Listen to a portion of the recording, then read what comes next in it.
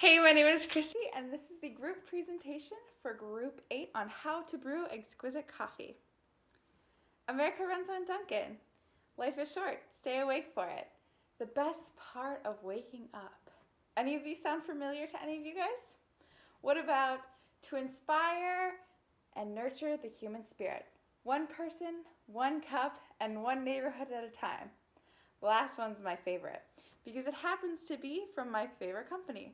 You guessed it, Starbucks. Now I know that may seem kind of biased considering that I work there, but one cool thing about all of our group members is that we're all baristas, specifically at Starbucks. I know, cool, right? Yeah. So, what better thing for us to do our speech on than coffee? So, today we're going to show you how to brew exquisite coffee. But before I get into the different types and grinds and brews that we're going to show you today, I'm going to touch base on the base level things of brewing coffee.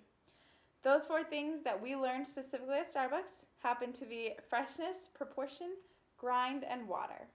Now, although those things do not lay across the board when it comes to all coffee making, those are things that we learned as baristas at Starbucks and that we follow. So today, Alyssa is going to show us how to do a single serve pour over.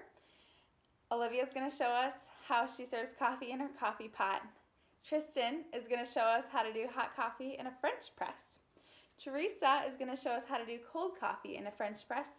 And Michael, last but not least, is going to show us how to do coffee in an espresso machine.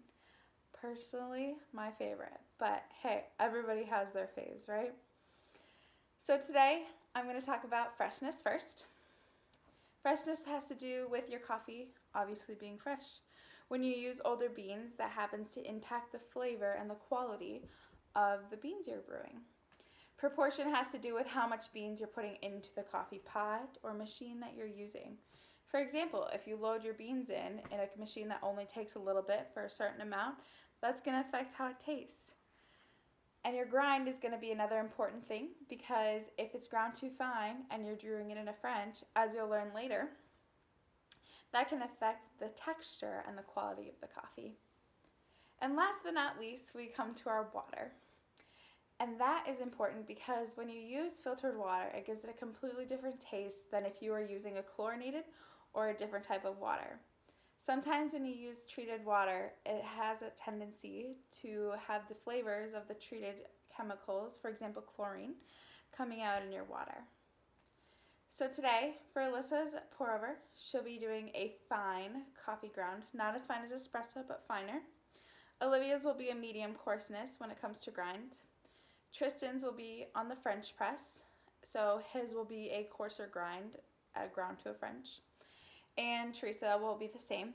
And then Michael will have the finest grind today, showing us his on his espresso machine. Hopefully they'll all be using their filtered water and they'll be using the correct grind and the correct proportion, and also making sure that their beans are fresh. All fun things that we learn as baristas, and we're so excited for you to all learn about coffee, and we can't wait to share our knowledge with you. Thank you, and I'm going to pass it on to Alyssa.